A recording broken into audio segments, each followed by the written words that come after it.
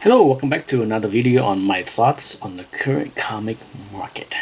It has been a while. I think it gotta be at least 6 or 9 months since I made a video about this particular topic. Well, the current market, first and foremost, I don't understand it, okay? Because it's not a surprise to a lot of people that the variant madness has not ended. If not, it is still the same. I would say it's worse than a year ago, but I keep hearing about books with dozens, if not up to like 52 different covers. It's insanity. One of the things about the current market that I think is very skewed is the sales data. I have heard a lot of chatters recently that sales this year are booming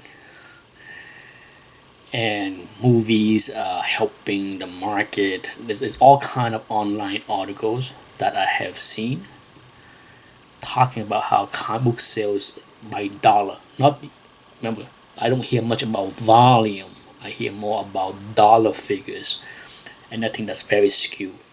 Regardless, I want to give my 2 cents about this topic. I think the sales figures are somewhat skewed in that I'm not sure how much of that is demands and how much of that is forced demand. By that I mean when retailers, local comic book shops are forced to order more than the actual demand in order to get the variant, like the 1 of 50, 1 for 100. How much of those are sitting in long boxes and not being bought? It is a dangerous game that I think could force some retailers into financial problems, because you can only, if you spend $500 to get that one variant,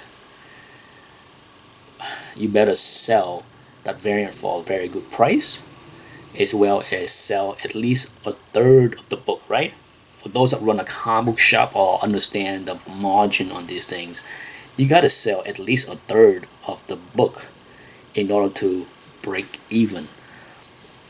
But let's hope all the stores are in business to make money and not just to break even. So I think there are a lot of inventory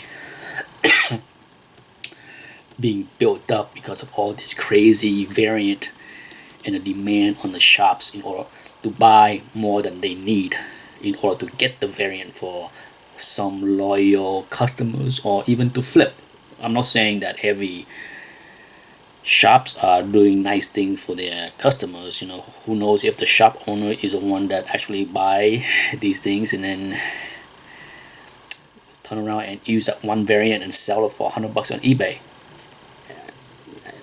And he or she should, in order to recoup the cost of ordering 500 books, 500 copies of something that they only have demand for maybe a third of that. So that's crazy. I don't understand the market, and but at the same time, I think right now shops are not losing money playing this game. Otherwise, they would stop doing it. If the demand from the shops, whether it's the customers or the shop owner himself is doing the flipping, if there are not true demand and they can't sustain it, publishers like Marvel and DC and Image would likely not continue to pump out so many variants on a monthly basis. Okay, so I'm not in the business. I don't know anybody that owns a store, but my hunch is that right now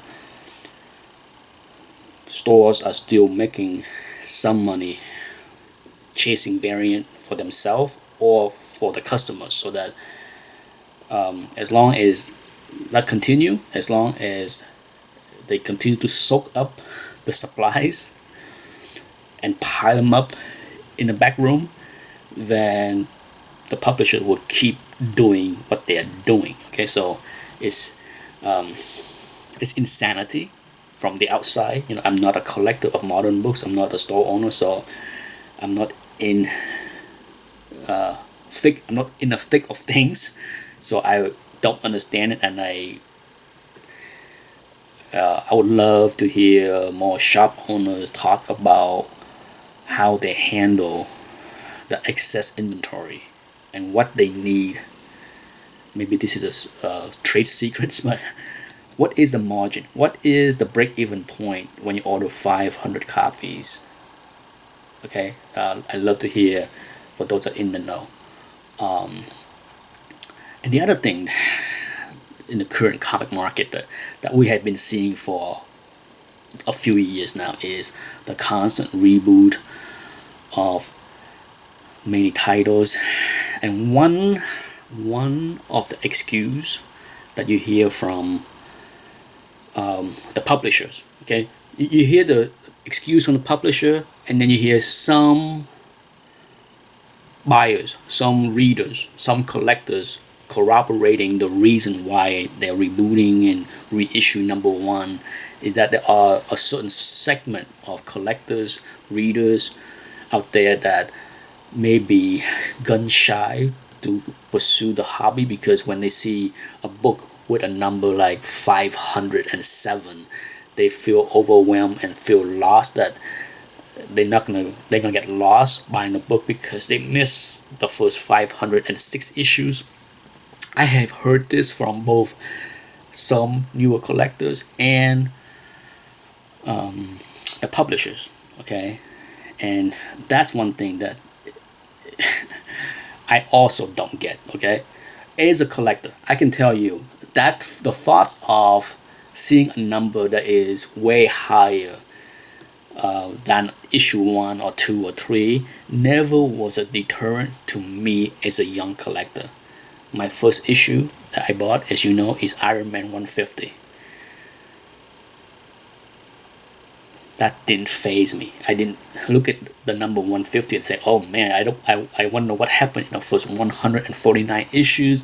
I don't think I want to buy that book because I might not understand what the hell is going on. That didn't enter my mindset.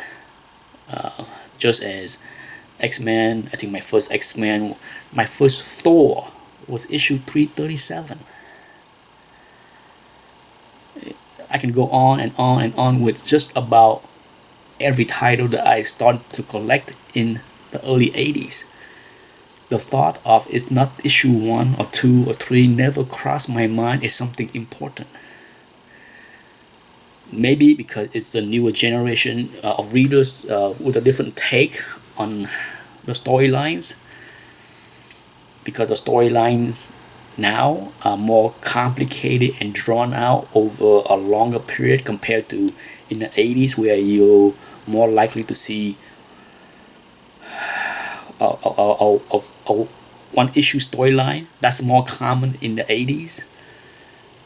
Sure, there are 2 or 3 or 5 issue storylines here and there, but for the most part, 1 or 2 issues, right? Like Iron Man 150, the storyline was from 149 to 150, 2 issues, and it did not deter me to buy 150 when I did not have 149 yet.